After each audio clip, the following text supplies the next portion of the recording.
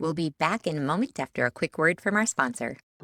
From luxury escapes and family vacations to bucket list adventures and weekend getaways, you need insurance options that support any traveler. At IMG, we make it easy to match every customer with the right coverage. With a full range of travel insurance solutions built to meet your clients' needs, backed by award-winning service you can rely on, IMG adds global peace of mind to any trip itinerary. Let's protect every traveler together. We'll be back in a moment after a quick word from our sponsor.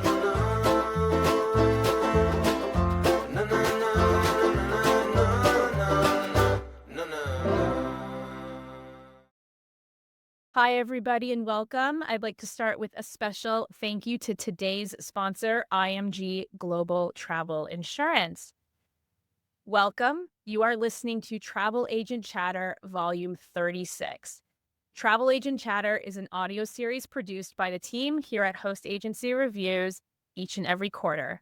So, without any further ado, let's get the show on the road. I am Shayna Zand, Managing Director of Host Agency Reviews and the host for today's interview. So, what do we have in store for you today? Obviously, a whole lot of fun, because that's all we do at HARS, have a whole lot of fun. And, of course, education. So a little bit about what we'll be talking about today. This didn't just start with a niche. This started with a perspective. And in just a few short years, Karen has turned that perspective into a fast-growing travel business. Her agency, Joyward Travel, that's on track to hit $1 million in annual sales in 2026. Since entering the industry in 2022, Karen has built her business around accessible travel, not as a checkbox, but as a core part of how she serves every single client. As a wheelchair user herself, she brings lived experience into every itinerary, helping travelers navigate a world that isn't always designed with them in mind and showing them what's possible. Karen is a firm believer that accessible travel isn't just for a small subset of clients. It's something every advisor should be thinking about, from mobility needs to invisible disabilities to simply asking better questions. She shares how advisors can create more inclusive experiences without feeling overwhelmed or out of their depth.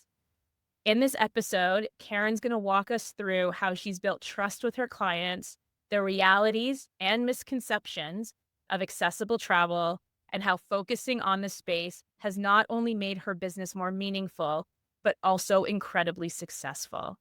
So whether you're just starting out or looking to better support your clients, this is a conversation that might just change how you think about accessibility in travel. So today, any links or resources that we talk about can be found in today's show notes, which you can find by visiting hostagencyreviews.com/TAC and clicking on episode 36. Now, a map for today's talk. We'll be covering a variety of topics in each segment. So here's what they are. We're going to start with the beginnings, into operations, sales and marketing. Then we're going to jump right into accessible travel, a little bit of wisdom from Karen, and then, of course, we'll finish with our indispensable question that we ask everyone. There's a lot to talk about, so let's get things started. Karen, welcome to Travel Agent Chatter. Thank you so much, Shane. I'm so happy to be here today. Oh, we're so happy to have you. I cannot wait. Everybody lock in. We've got such a great time with Karen for the next 60-ish minutes. You know us, we always like to go over a little bit because great information is great information. But Karen, if you could get us started with, how did you end up in travel? Sure. I think, like most of us, I've always been the travel planner for my friends and family. From mapping where we needed to stand when I first went to Disney World with my parents when I was about 10 years old, to planning every senior trip, spring break travel, bachelorette party, and milestone birthday. So for me, planning travel and thinking about it has been something that's been core to my being since I was a little girl. So inevitably, people always asked me where to go. I tended to be one of the most well-traveled people in my group of friends.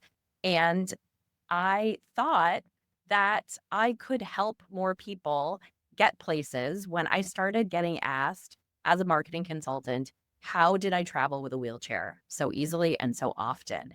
And that is what really spurred this desire to think about travel as a second career. I just didn't really expect it to be this big so quickly. Yeah, that's wonderful. So, did you end up traveling a lot as you were growing up, or is it something you kind of came more into through adulthood? We traveled a lot in the continental US when I was a child. We had done Mhm. trips to Hawaii and Mexico, but never to Europe or Asia. But it was always something I was passionate about. I did a study abroad program when I was in high school through my school, spent 4 weeks in Spain and was hooked. And from then on, I always sought out experiences to travel as much as possible. Oh, amazing. So, I'm going to jump a little bit into the operations of your business and give our audience a little bit of information around that. We know they love to hear more.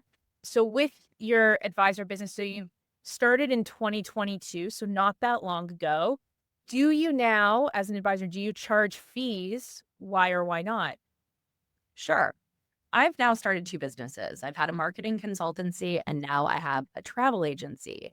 And in both cases, I really use my own network of referrals to get started. Both of my business with an email and a text message to people I had worked with in the past. So for me, building businesses always came from that personal connection. When it comes to planning fees, I will admit I'm not really consistent with a methodology.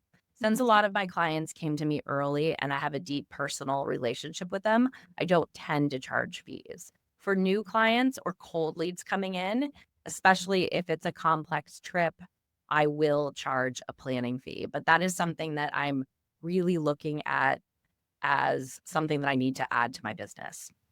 That's really great to know. I think there's always a bit of a trepidation to charge fees. So I think it's great to understand what when you do and when you don't. For everyone here in our notes for the episode, we'll include an article about fees, different types of fees, what that looks like, what people typically charge, just to give anyone who's listening a little bit of direction in terms of if you're looking to start charging fees, a little bit of help for you there. We'll also link our annual report so that you can see who in the travel advisor space. We have over 3,500 advisors who respond to the survey every year, and we have a whole section on fees. So a great way for everyone listening to learn a little bit more. But we'll link those in the notes for you all. Okay, so with your clients, what is your process overall for booking clients? So walk me through from when they reach out to you to when they come home. Yeah, I love having personal conversations with clients. I feel like that's irreplaceable to really understand what matters to them, hear a little bit about their preferences, and get a sense of their tone, their vibe, what type of things they will like and not like. I sometimes think you can learn the most from what people are not interested in doing. I had a client recently ask me about a trip to Paris, and I mentioned a flea market that I've loved visiting. And her answer was, never in a million years would I want to do that. So that already gives me a good guidepost, right? She wants a little more of a modern, fresh experience. So I think that's really helpful. So it starts with that phone call. And then I try to turn around that synopsis of what they're looking for quite quickly. So we're on the same page before we start planning. Depends on the budget. If it's a DMC type vacation, then I'll send everything at once. But a lot of times people might be looking to optimize hotels, really stay somewhere lovely, do a mix of high and medium properties, and then add in a selection of group and private tours. So if that's the case, I usually start with hotels and follow up with tours and transfers. Yeah, no, that's great. And then we say they go ahead, they book the trip now. Sure. So now they're traveling. What do you do when they come home? Is there any kind of process you follow for kind of post trip follow up? I always check in mid-trip, and obviously, like all of us know, if there's a problem, you do always hear about it while they're on their vacation. Always, always. When they come home, I do send links to give reviews. I find that a lot of my clients text me, and they usually are texting me either from the airport on departure or even the plane. Usually that is the last I hear of the trip review. I think I can be a little more dedicated at soliciting reviews post trip. But I think when people have come back after a really busy vacation and they're back in work mode or life mode, sometimes it drops off. But it is very important. I know that for my marketing business to have reviews. Although I do find that the word of mouth is even probably more impactful. Sometimes they won't fill out the review form, but they will send you 3 or 4 or 5 clients. And that's a trade-off I'm willing to accept. Yeah, absolutely. I know I've sent pretty much anyone I've worked with from a professional standpoint that I've enjoyed working with. Like I say, like my real estate agent, my travel advisor, people that I worked with, I have continuously referred friends and family to them. Absolutely. So referrals are huge. I think that's important. I think sometimes we can get so caught up in templates that other people use to grow their business, and you have to really think about what has worked for you. In my marketing business, in my travel agency, I've always grown by word of mouth.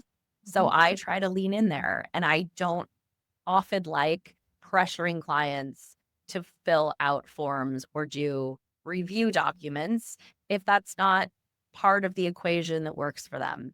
So I try to keep it as natural as possible. Yeah, and I think it's wonderful that you found what works for your business. And I always love when there's different perspectives on it, especially for everyone listening, because one way isn't necessarily the right way, right? There's different ways. And if one isn't working, the great thing is that there's other options as well. So I really like that. And I'm a big referral girly. I think referrals, even for us over here at HAR, I get referrals to some wonderful new businesses that are starting in the industry, and that's how I hear about them. So I always find that super interesting. So I love that. Speaking of some new businesses or kind of a new-ish space is kind of that technology space in this industry, really focusing on travel advisors, which I love. Is there any technology that you use to run your business? Do you have any favorites that you want to share? Yeah, I'd have to say one of the things that really attracted me to Fora was the technology, and we've been doing releases almost weekly since I've started. So the Wow. tools that we have now at our disposal is almost an embedded CRM, as well as a very streamlined booking tool that keeps having new additions come, whether it's a flights booking engine or cruise booking engine or bookable quotes where I can send hotel options to my client that they can even click through and book and be attributed to my IATA has been really life-saving. I have found that I prefer, given how I'm wired, to have everything in one place. It was overwhelming for me, and I've used some good software, but I find it to be overwhelming when there are multiple pieces of technology you're using in different ways. I do like this integrated one view way of working, and I'm excited about what's coming up next. Yeah. Weekly releases. Wow. I mean, I've worked on the technology side. That's quite a feat. For everyone listening, we will link to our travel tech directories, and Fora is featured in there. So definitely check out what they have to offer in terms of their technology and if that's the right fit for you, and to see what else is out there. But yes, Karen, I agree with you. There's so many different platforms out there, so many different types of technology, which is wonderful. And I think for everyone, like you said, using one piece of technology that brings everything together works really well for you. And I think for everyone listening, really good to understand you don't need to use everything. Not everything is meant for you and your business. So make sure you don't get all googly eyed at everything that you see, because not everything is meant for you. And sometimes when you have too many different pieces of technology, that's when it can become overwhelming. I think especially when you start your business too, I would say focus on like, what are the things that you have to be able to do? Focus on that and find what tech can help you support that. And I know Fora has kind of built kind of an all-in-one, which is very exciting. Yeah, I mean, I like the ability to be able to book a hotel for a client from my phone because I've used that in multiple settings. I'll be out to dinner with someone and they'll say, "Hey, I'm going to Palm Springs for 3 days." And I can quickly pull up a quote, Yeah. show them the perks, and do it on my phone in 3 minutes. Yeah. I don't think I would have done a career shift while already owning a marketing company if I had to learn a new language and I had to learn deep tech skills within GDS or others. So having that really user-friendly interface has been a core part of my business. Wow. Yeah, amazing. I love that. We'll share one more link for everyone, which is our Har Wired. Yes, the name is super cute because we are all over here at Har, which is the travel agency technology event that's happening at the beginning of June. Depending on when you're listening to this, everything stays recorded in our YouTube channel. So feel free to go check back. And it's complimentary, absolutely free of charge for anyone who wants to join. So we'll share that as well. Now, getting into the sales and marketing of it all, how do you market your business? What's worked best for you in the last few years? Shayna, I keep it consistent. I think we a lot of times get shiny object syndrome when we're starting a business. And I did this myself with my marketing consultancy. I'd work with big brands all across the country, Fidelity, Delta Airlines. And when I started my marketing consultancy business, I had this feeling that I had to take all of these classes to become a small business and understand how to market my services differently.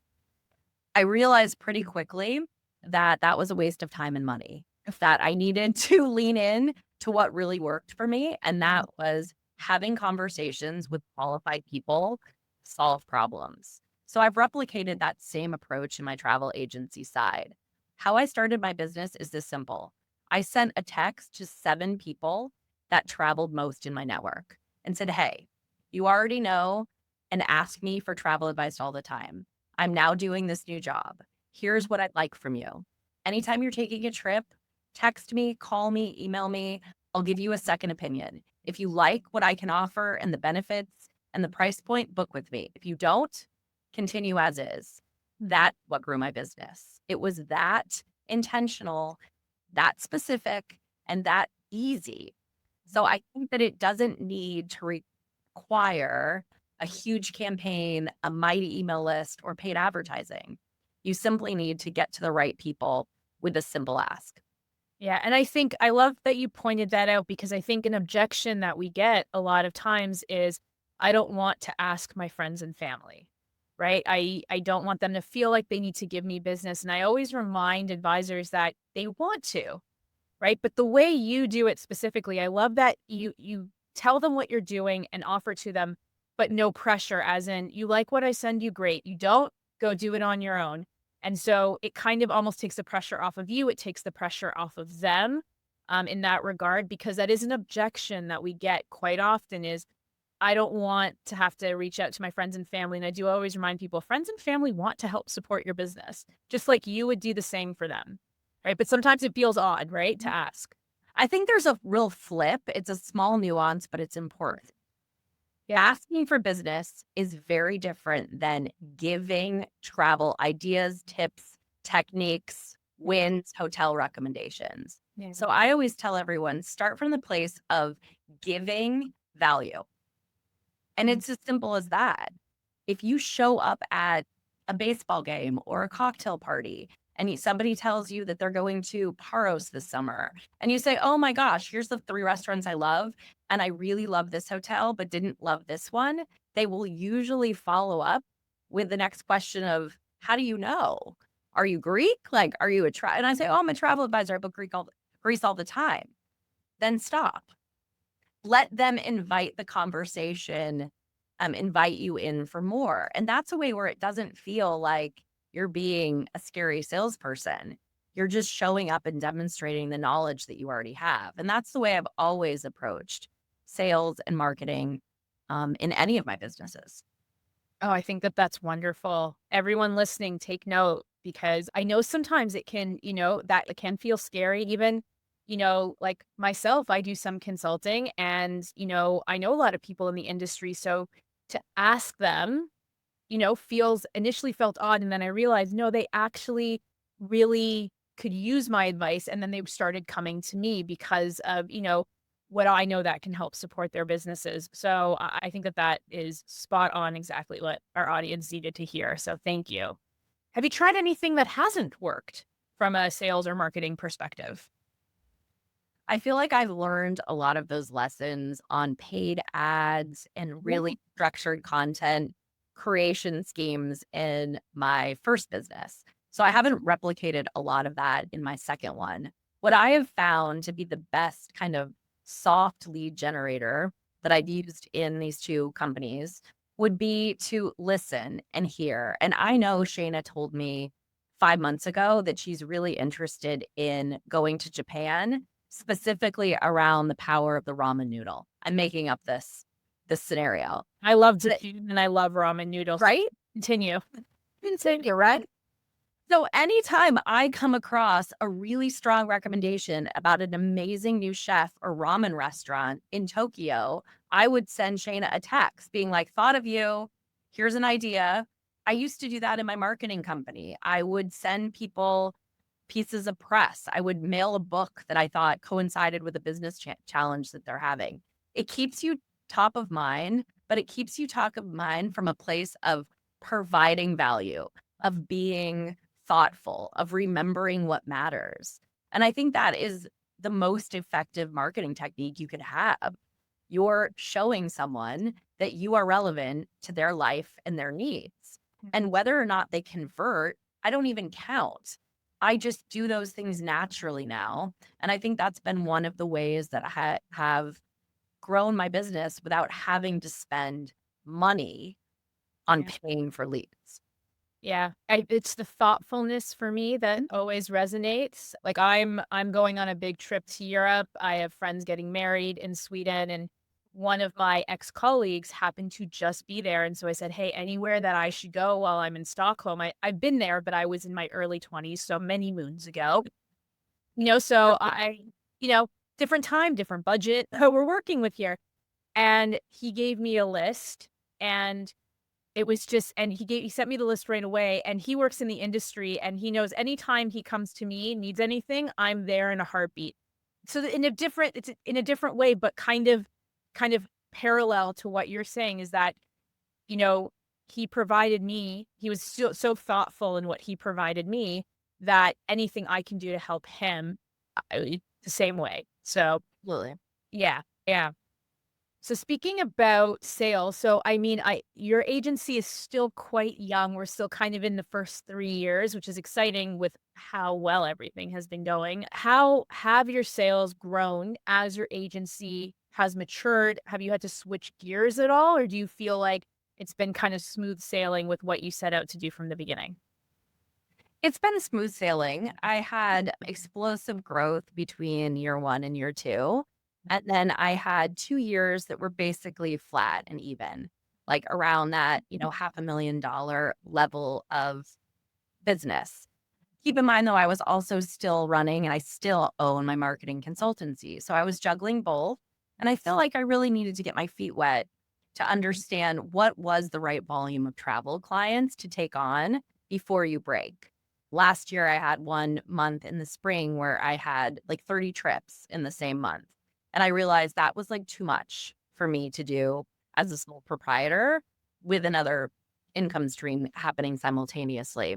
So as I've grown my business this year, I think you begin to see what are good fits and what are maybe trips that are not going to be as perfectly aligned with your, I don't know, your understanding of the market and your ability to deliver a solid experience. I have traveled to almost 50 countries myself, so I am well traveled in that it's not hard for me to plan most trips. There's probably been 2 or 3 locations that I've been asked for that I haven't actually been to. So in that way, I feel like it's easier for me to do it. But now I have to get a little bit more picky about the trips that I agree to and the timing. And I think that's important for all of us to do when we own our own businesses. You can't be on 24/7.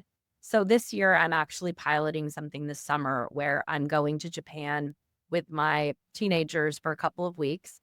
And I'm not going to take trips 2 weeks prior or 2 weeks after. So I'm basically going to take a month off of new inquiries. And I'm going to see how that works in the summer season because I need some time to manage the trips that are in motion and not constantly add to your to-do list.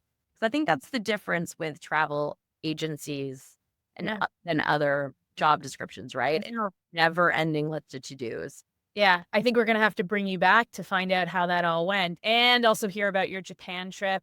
If you need any suggestions, that is one of my favorite countries in the world. Just let me know because, oh, I love Japan. Okay, so before I've got two very quick questions for you, and then we're really going to get into the meat of today, which I'm so excited about. Have you found any secret sauce when it comes to closing a sale? I think turnaround time is important and setting expectations for clients. I think you also have to really listen to the budget piece. And a lot of times people can't tell you what that budget is. I find that all the time. So I usually use the methodology that is you may not know what your budget is, but you know what your budget isn't.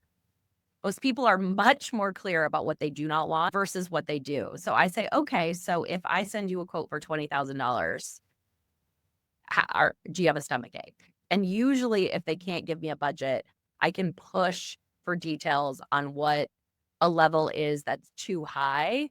So I know where they need to come in. Yeah. And that's helpful, right?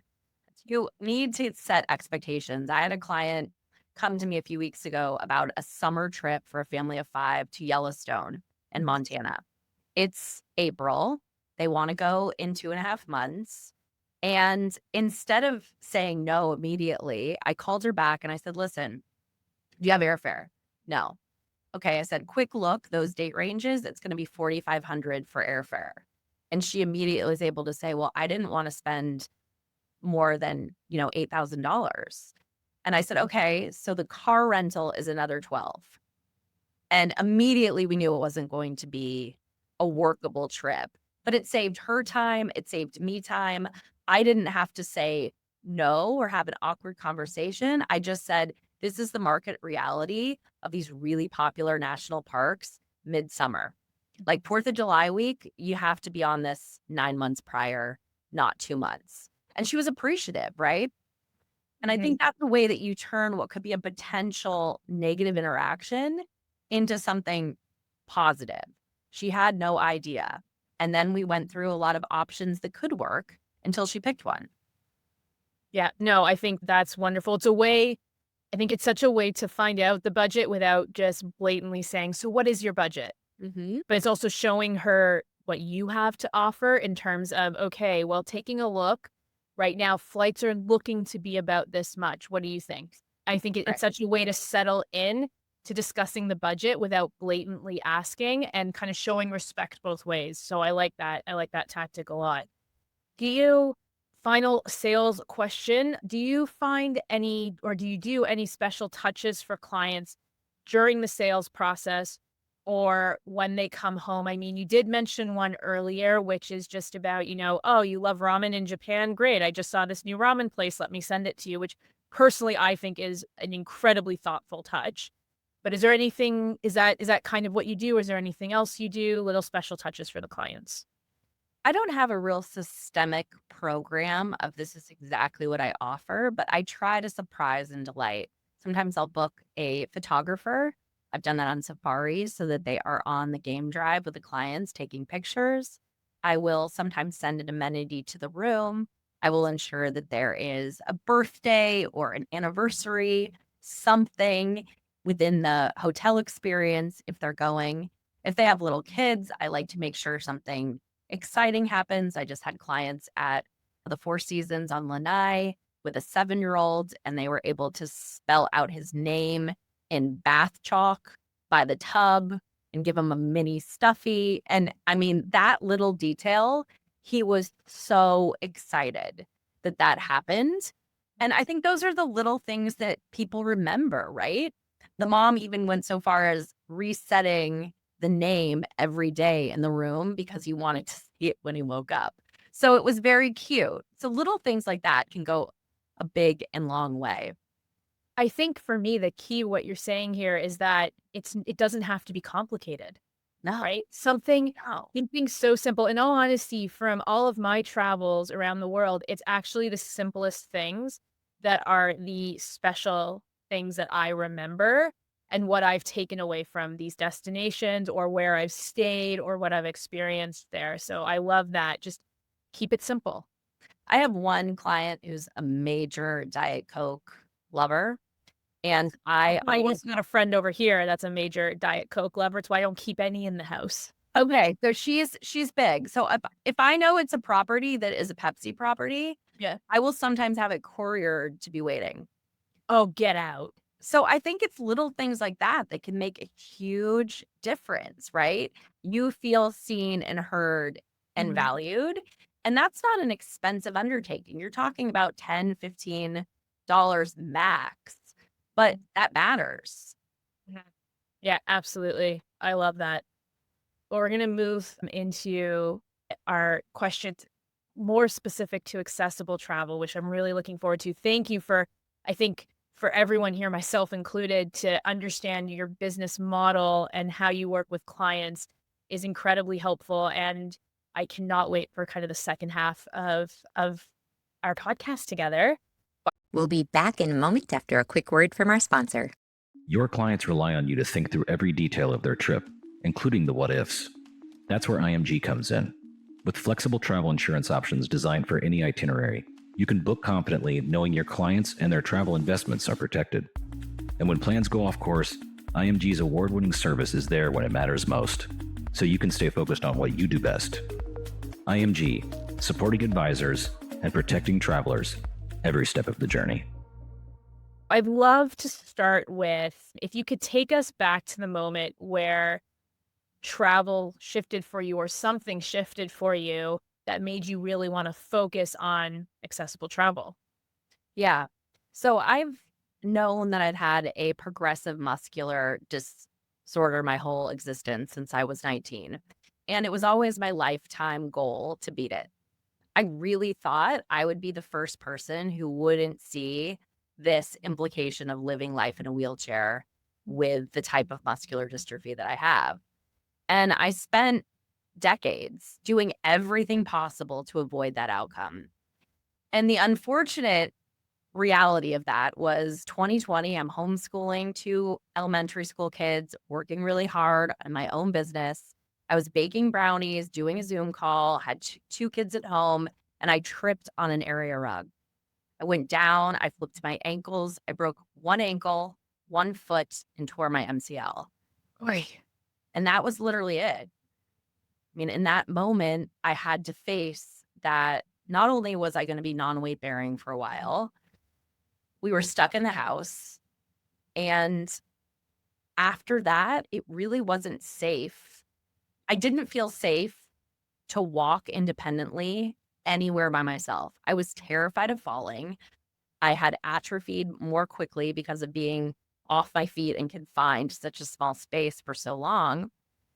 And it really became that moment of time of continuing to feel proud and limping around with a state of internal panic in every moment. Like, it got so bad that I didn't even want to go get a glass of water because it was so hard.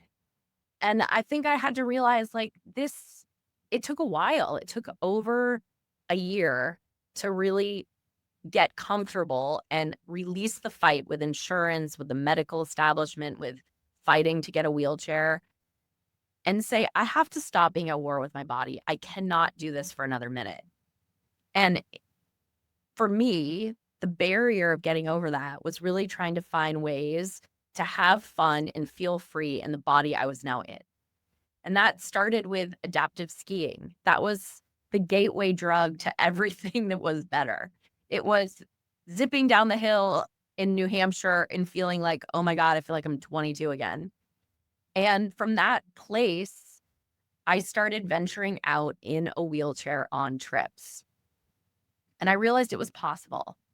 And it wasn't as terrifying as I had made out in my mind.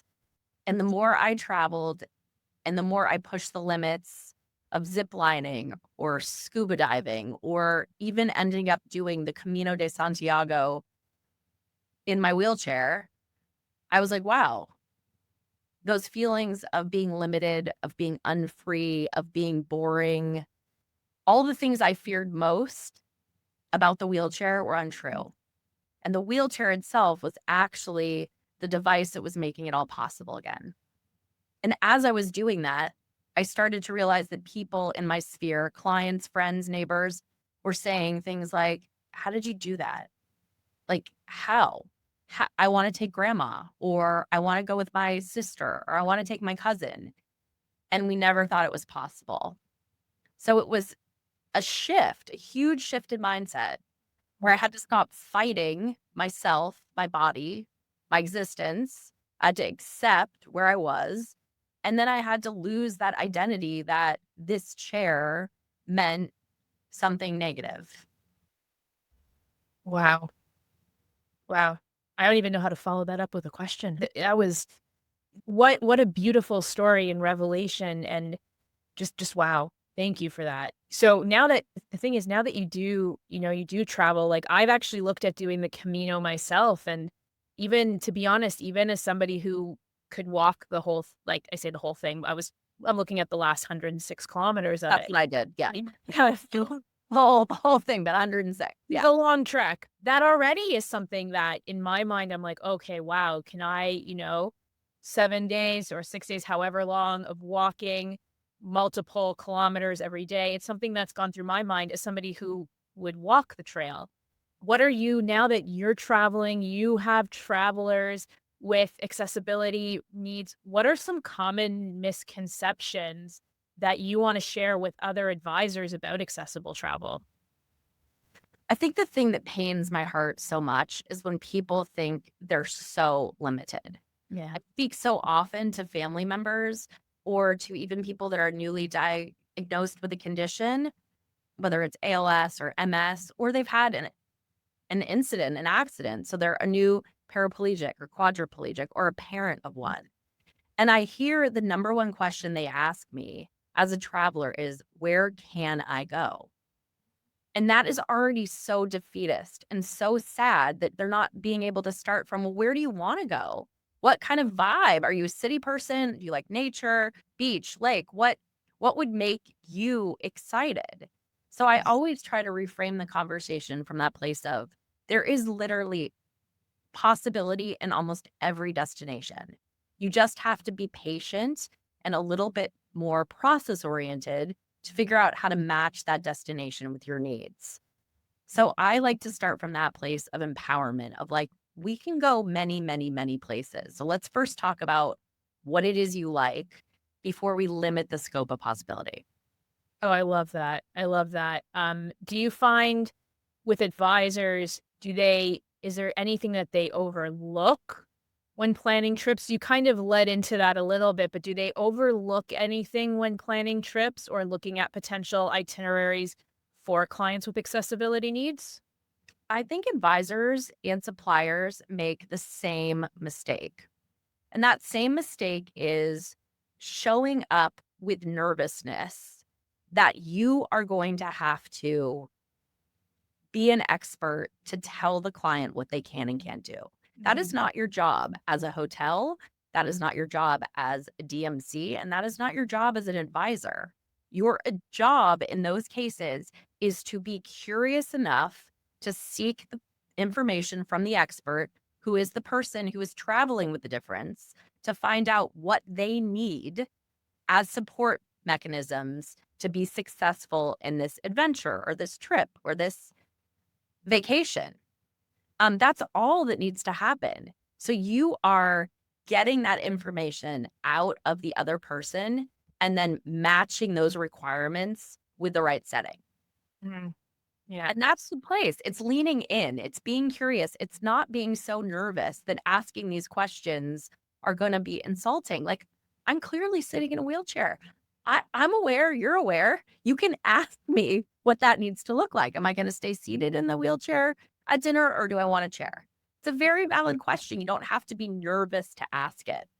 Yeah. I think also, a lot of times you may not see your client and you're talking on the phone with them to ask them the questions. For me personally, I would feel like, okay, great. Like they're really getting to understand me and know me. So that's going to make for a better experience for me, whatever it is that I share with them. Because also some accessibility needs you can't see.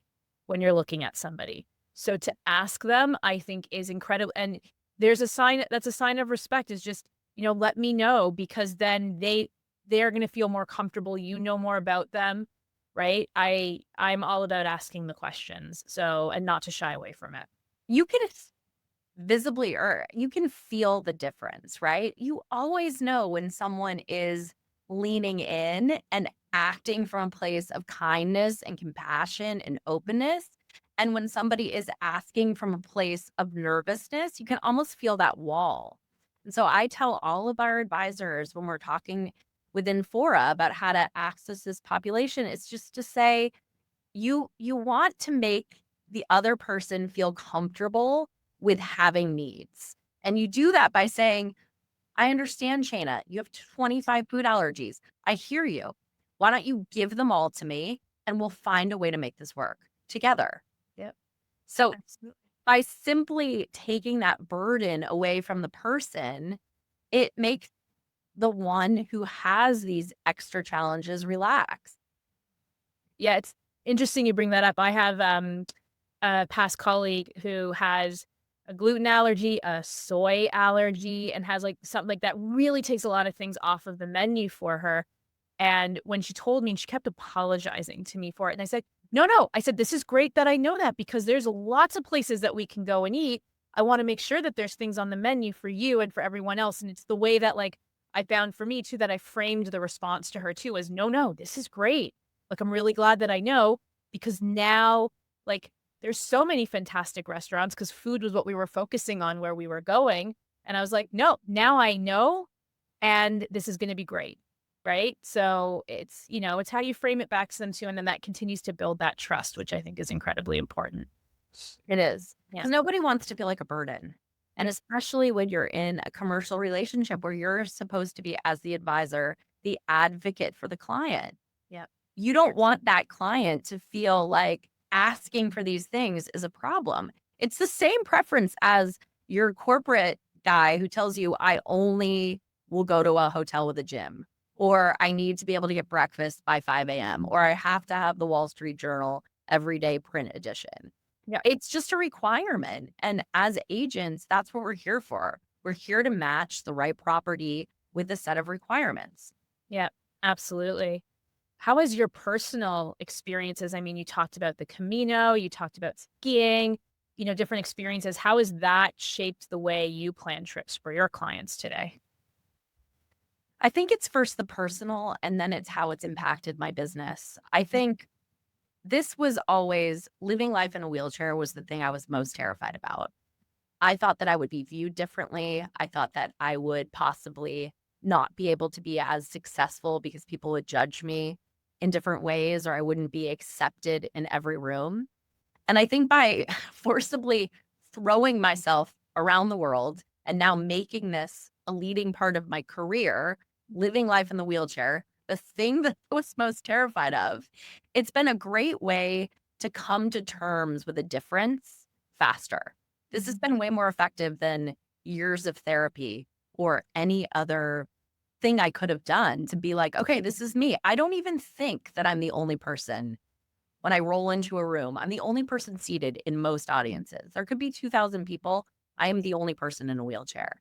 And now it doesn't even enter into my realm of being nervous or feeling different. Yep. I think when it comes to clients, they feel that difference. They feel my confidence in that I travel across the world, across the country by myself. I'm in New York right now. I took the train alone. I'm very comfortable now getting around in my chair. If I hadn't pushed myself out of my comfort zone beyond PT and OT and into the real life environment and had to figure out things like, what do I do if the bed's too high? Or what happens if I get stuck in my hotel room? It's actually happened to me 2 nights ago. I was in a hotel room. It was not fully accessible because it was a last minute booking. And I was trying to scoot my open suitcase out of the way by pushing my power chair into it. And it got wedged in between the wheels of my chair. So picture this, I'm sitting in this tiny little wheelchair and there's a suitcase down the middle and I can't move. It's jammed. I try and I try and it's not It's not working. So at this point, I'm so confident because this has happened so many times. I just call the front desk. I go, hey, I'm totally fully clothed, but I'm going to need someone to open the door with the master key, come into my room and get me unstuck. And they always hesitate for a minute and they're like, wait, what? You explain again. They're like, oh, okay, we'll send somebody up. Now, when they open the door, they're always a little bit worried about what they're going to see on the other side. The maintenance guy looked, he's like, whoa, you are good stuck. And I'm like, sure am. He pulled it out, laughed. He was like, that's it. I'm like, that's it. And we went about our day. People want to help you, Yeah. but sometimes it just takes them a minute to process a request that isn't as common. Like I'm stuck on my wheelchair over my suitcase, which sounds quite bizarre, but it did happen. Yeah. Oh, I love it. Honestly, that was probably the highlight of his day, if not his week, for 100%. Yeah. Getting more to the suppliers. We talked a lot about like hotels, and do you find how do you vet different suppliers, so like hotels, destinations, to make sure that they're truly accessible and not just saying that they are? I think it's really, again, that perfect match to the client. So for me, I can make a lot of things work. If I needed to have a lift that would go under the bed and pick me up, it's called a Hoyer lift, and put me onto the bed, then I would need a platform bed doesn't work very well. So it's very personal to the client that you are supporting. And I think the challenge, right, for us as advisors is a lot of this information isn't listed online. We keep a very detailed database at Fora of all the properties that we've vetted for food allergies or mold remediation or, accessible rooms for wheelchairs or walkers. But it also requires having relationships with suppliers because you always uncover more information when you can get somebody on the phone. And I think it's important to really listen to the person on the other end of the phone at the hotel or at the transfer company to hear if they're really hearing you. Because sometimes you'll get kind of that lip service, but you know that they're not listening to how important this could be. It's very different than having a preference on pillow firmness. If I match a client to an incorrect hotel room, they may not be able to use the bathroom. That's a big deal. Yeah. That's dangerous, right? And it's possibly a complete trip ruiner. So we have to be more dedicated and more willing to push and know why you're doing it. And when you get that inevitable, sometimes someone's not really paying attention or pushing back a little bit. You just have to explain, okay, if Shane is coming to this hotel and her lift doesn't fit under the bed, she's not going to be able to get out of her wheelchair for the whole week. So we really need to sort this out now so that you don't have a crisis when she arrives and my client doesn't have somewhere to stay. So usually when you give it a little more context, people start to lean in a little bit more and do the questions. I've had hotel managers take apart bed frames to see if we can make something work. I've had people film bathrooms with great detail using their hand for scale or, their size for scale to really help them understand, what could happen. Yeah. So I think it's important to push, ask those questions. That's what they're there for. They also, I think everyone should remember too that I think a lot of these properties, especially like with hotels and things like that, that I think they're aware that they may get asked these things again, or even if they're not asked, it becomes valuable information that they can share in the future. So I think that that's wonderful. And I know you've shared, so I love some of these stories of like some like things that you've done with your clients. Can you share like a client story that has really stuck with you over the years? Yeah, there's so many. There are just so many great stories. But one of the two really wonderful stories that have come up recently is I had a client who hadn't traveled in 15 years and he had always wanted to take his wife to Italy. He'd had a heart transplant and just international travel felt like something they weren't going to be able to do. He uses a power chair. And like I mentioned before, he uses a lift to get him out of the chair and into a bed or, into the bathroom. And we finally decided the best way for them to get to Italy was to go on a cruise ship in a more luxurious section For us, that was Norwegian Cruise Lines and the Haven. That enabled a few things. It gave his wife a break in the morning because it takes some time to help him get ready. She could have her coffee, snack on her omelet while they're both getting ready in the room with their adult daughter. The other thing that's really important when you're planning a trip for somebody in a power chair is that you're not transferring into tenders. Little boats, 500-pound chairs do not work well. So you have to pick an itinerary that all has docks where you can just roll right off. So we had planned all of that out. We had private drivers. We had done discrete types of excursions so that they could really see what they wanted and not maximize their time. So the day they arrived on the ship in Barcelona, I get a call from the room, day one. I mean, we have not even left the port, and the lift that has been delivered to the room is broken. So everybody's almost in tears thinking they're going to have to fly home. Now, this is where the power of having a travel advisor really comes to play, because these cruise ships pay attention to these bookings when they're by the preferred partners and when they're in a VIP part of the ship. So the engineering team on this Norwegian ship spent 3 hours in this room fixing this lift to make it operational enough for this family. And then myself and 2 partners one in Spain, but she had contacts in Italy, spent the next 2 days ensuring that we got a new replacement in the next available port. Because it was workable, but it wasn't going to be workable for 10 days. And that is, I get so emotionally invested in the happiness of my clients, which I'm sure you do too. But these situations hit even more close to the chest because it's a difference in, it's not about the trip just being good. It's about, is this even serviceable? Like, do we have to get on a plane home if I have to sleep upright in my wheelchair for a week? Like, that wouldn't be a positive experience.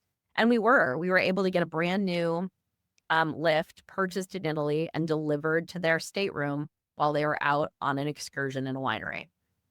And that I was forever grateful. Again, I don't want to ever live that again because it was terrifying, really nervous, and I was ready to write a check myself and buy a new lift if I needed to. But we solved it. And you can with the power of a really great deep bench of contact and connections. Wow. Wow. How incredible. I think that really does drive home these supplier relationships that you have, especially the ones that the hosts have, is like your host Fora has with, different suppliers, and how they really do support the clients as well. And they're there to support you as their advisor. So I absolutely love that. Do you have any additional kind of go-to resources, communities, or partners that you would recommend? Yeah, I mean, we love Wheel the World. They do the best job in mapping rooms globally, and we're working on hopefully getting more of their data into our for a booking tool.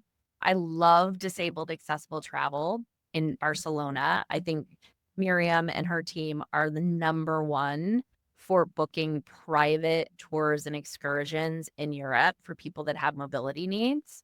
She knows how to source all the right transfer vehicles and how to have guides that not only know the local environment, but know the step-free path. Because I think oftentimes you can book, oh, we need an accessible tour. But then you're faced with a tour guide who's never done it that way before. And they may be pulling you up to places that are just not accessible. Miriam's guides always know where the bathrooms are, what restaurants are step-free, where you can stop and get a coffee that's going to be easy to access. And I think that's an invaluable asset, right? It's just really important that you don't have to be advocating for yourself in a private experience at every moment. Yeah, absolutely. And we'll share the links as well for everybody for Wheel the World and Disabled Accessible Travel. So do not worry, you do not have to go find them yourselves. We'll have that available to everybody. Where do you see accessible travel heading in the next few years? I think if you don't feel like this is part of your business, you're not looking hard enough. We all know that boomers are aging, and we are going to see, 30+% of the population being 65 plus by 2030. They hold 50% of the wealth. 50. If you're not seeing a rise in multi-gen vacations, you will be. So I think this is a market readiness moment where the elders among us who are booking trips and oftentimes paying for them for multiple people. I know for myself in my book of business, I've seen a 200+% lift this year, and it's driven by this segment.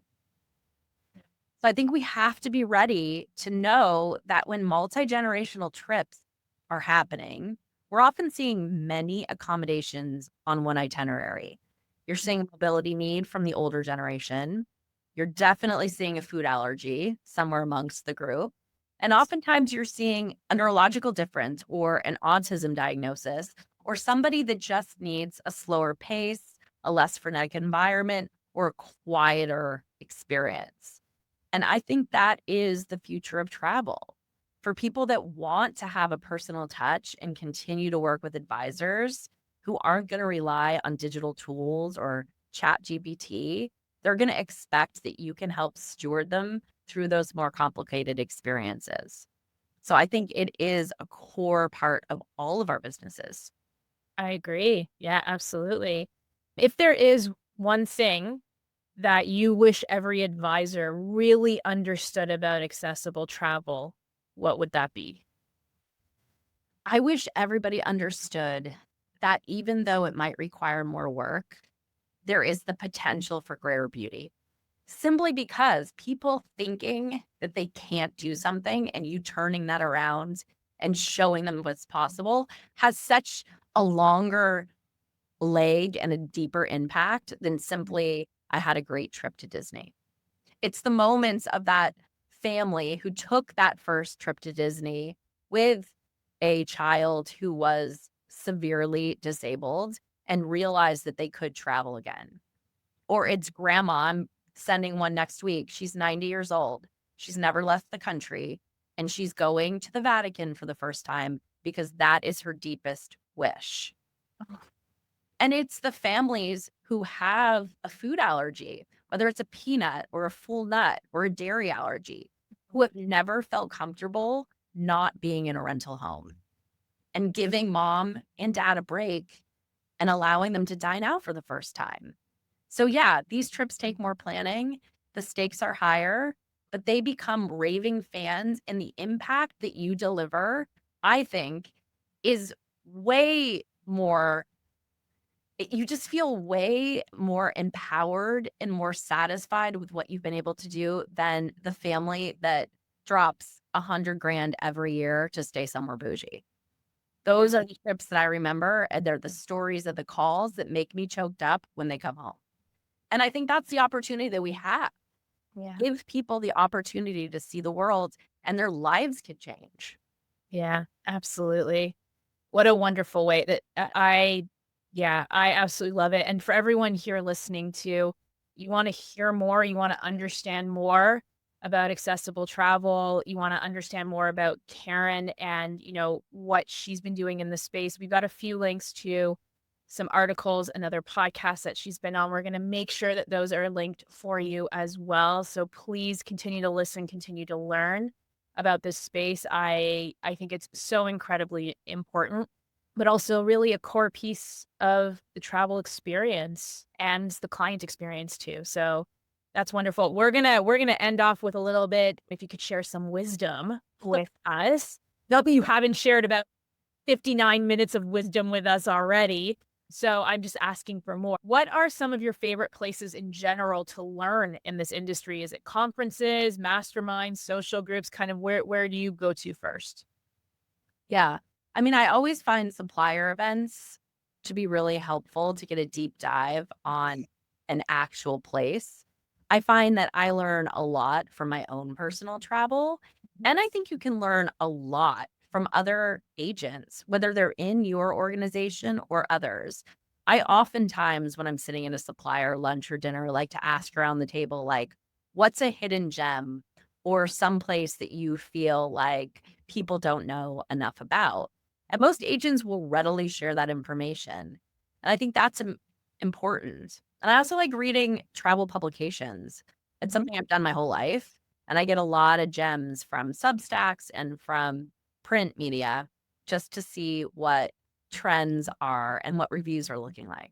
Yeah, I think it's one of my favorite things about this community of travel advisors. Like you said, whether within your host, outside of your host, if you're not a member of one, how much everybody wants to share their knowledge within the community of travel advisors. I think it's one of the things that has kept me working in this industry for 15 plus years is just, even the way I watch suppliers share information with each other, others locally, like in a destination. It's a beautiful thing about this industry that I don't think we talk enough about is how much we really do support each other, even if you're quote unquote competitors. So And I think we don't always ask our clients. I have a client that's on her way back from the Azores right now and planned the trip. And she said to me, I have a list of the restaurants I love the most for you. amazing. I And love like, that. that's a great question, right? Ask your clients, what was the hidden gem that you think I should share? And we can't be an experts in everything. And sometimes it's those places you stumble into that are always the best. Yeah. Oh, absolutely. Is there any advice you have for newbies or new advisors coming into the industry? I think with most things, it's easy to feel that if you're not perfect, you're not enough. And I think with anything, it's really about the way that you approach your job. People don't expect you to know everything, but if you're curious and you're dedicated to seeking the information and providing good service, you can be an incredible at your job. So I think it's just that idea of how do you lean in more? How do you deliver more value? And how do you show up in a way that you would want a travel agent to do for you? Yeah. I think one of the best things that I don't even remember who had given me this advice, but was if I don't know the answer, just to say, you know what? I'm not sure. Great question. Let me go take a look. And people Exactly. think that that's a sign of weakness. And I find it personally a sign of strength because it's building my trust with the client or whoever I'm speaking to, whatever the situation may be. But with a client, it builds that trust like, okay, she doesn't know, but she's going to go find out for me. So she's not effectively telling me something just to answer the question to feel like she's perfect or that she knows the answers, but rather she's being honest with me. So that was a piece of advice I was always given. And I think that that kind of sits well with what you just kind of expressed. So And we can find information so quickly right now. that too. I mean, I had a client last night ask about how late Pompeii was opened for a 3:30 flight. I'm like, well, it's opened at 7. And she was asking about the pros and cons of a tour guide. Within 3 seconds, I was able to say, I was like, I think they have audio guides, but sometimes you struggle to remember when you were there. I'm like, did I use an audio guide? Did I not? I can't remember. And I mean, with AI tools or Google right now, it was like 2 seconds later. I said, guide might be this much, but they have audio guide. She's like, great, audio guide. I mean, quick answers these days. Yep. You just have to utilize technology to fill in some of those gaps when you can't remember or you don't know. Yeah, absolutely. So, our final question that we ask everyone who joins us on Travel Agent Chatter is what person, book, or technology has been indispensable to the growth of your agency and why? I think I will forever be indebted to Fora Travel and to Evan Frank, who's one of the co-founders, who invited me in week 3 of becoming a brand new advisor to train the team. They had heard my story, heard about my marketing background, and they believed this was something that was underserved. I was able to give that presentation. I think it was week 6 of Fora in 2023. And they attended and said, I think we should build this. And the leadership team here has been so supportive of this growth. I think when you fought against a disability that has been, kind of ignored in the medical mainstream your whole life. I mean, I fought for a wheelchair. I fought for cures. I fought for treatment. There's never been a door that has opened for me easily. And I feel like in a lot of my life, I've had a lot of that external pressure like it's been for Karen. Like Karen grows through hard and hard change. And this is the one moment of my personal and professional career where I felt like the doors have just been opened quickly. I had a dream in 2023, 2024 that someday I would impact the travel industry. And to see this happening so quickly with so much push from a big brand has been beautiful. I feel like they see the opportunity and they're opening the door for a lot of us to make big change in the market. And for that, I'm forever grateful. Oh, that's so wonderful to hear. That's why we asked the last question so that I can cry at the end of the podcast. No, that's so wonderful. And thank you, Karen. You've built such an incredible business in such a short amount of time and sharing your story and perspective so openly with the HAR community. I cannot thank you enough.